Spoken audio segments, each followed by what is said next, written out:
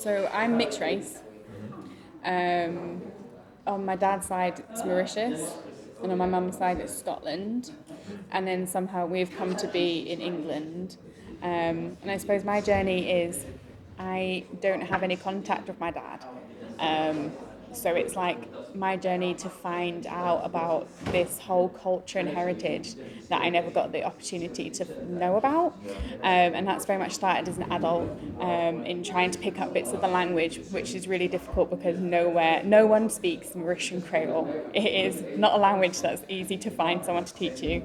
And just trying to find like the odd Mauritian person that I can to learn about culture and food and things like that. Reaching out to like long lost relatives from Mauritius and speaking to them, just trying to get an idea of like what I'm missing, and because I've always felt like there's been a bit of myself that's not complete because there's so much that I don't know about. I know quite a lot about my Scottish heritage because my mum and we celebrate all Scottish things every year. But then I'm like, I wish I knew this same amount of stuff about this other side of me. And being kind of jealous of multilingual friends growing up who've had the opportunity to know where they came from. And feeling angry and denied that chance to be who I could have been if I had known from a young age. Did you feel like you started the journey, or where is this journey going to start? I don't think it's ever going to stop. I think it's like a lifelong, it joins hand to hand with your lifelong journey of being the best person that you can be. I always think that's like it's a very big thing for me, constantly improving myself, constantly trying to get to like the very best version. So I think it's a lifelong journey. I think I will feel a bit better once I have a few other things in place. Like I've cooked like the odd Mauritian meal and once accidentally set fire to my kitchen. So Tell me about these meals. I don't know what Mauritian food would include. Mauritian food is super weird. It's because in my research of it, I've learned that it's a really weird country, and it's like a melting pot of so many different cultures.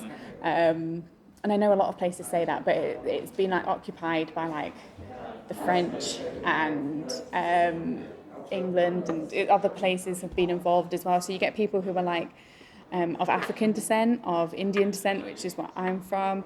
You get people who are of Chinese descent, and so the food is very much like a mismatch of that. Like, Sounds delicious. so I've cooked things that are like dumplings, like a Chinese-esque dumpling on the side of like a tomato French-esque stew, and it's like, this is a Mauritian meal, and that's weird. So it's not just like curries and things like that, because of course it is, but it's a lot of other stuff, and almost everyone who lives there speaks multiple languages because it's a very small country. You can drive around the whole of the island within a 24-hour period, so it's dead small.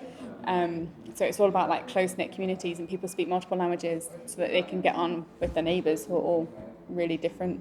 So when are you going to go there? I'm hoping to go kind of as soon as possible. It's kind of always on the back of my mind. I've spoken to family members and things who are like, yes, come visit us, come stay with us, we'll show you everything there is. It's just like the cost of flights and things. Because up until fairly recently I've been studying and not being able to afford it, so it's on as soon as possible. I'd like to go. That's beautiful. Thank you for sharing. I'm sorry. Is there anything you'd want to end on? Any last thought? I don't know. I suppose my last thought is just I'm optimistic, even though it's a difficult place to learn about from England. I am optimistic that I will get to a place where I feel happy and confident and able to express my Mauritian side more.